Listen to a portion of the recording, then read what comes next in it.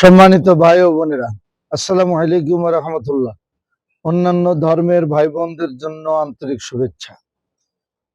আমরা সারা দেশে যে উৎসব মুখর পরিবেশ দেখছি, মনে হয় সামনে কোনো ঈদ। যে যেভাবে পারেন ছুটছেন নিজ বাড়িতে।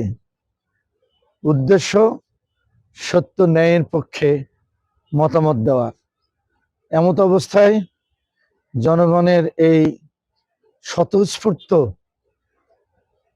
সমর্থনের পরিবেশকে কেউ যদি বিঘ্নিত করতে চান, আরেকটি জুলাই আগস্টের বিপ্লব হবে।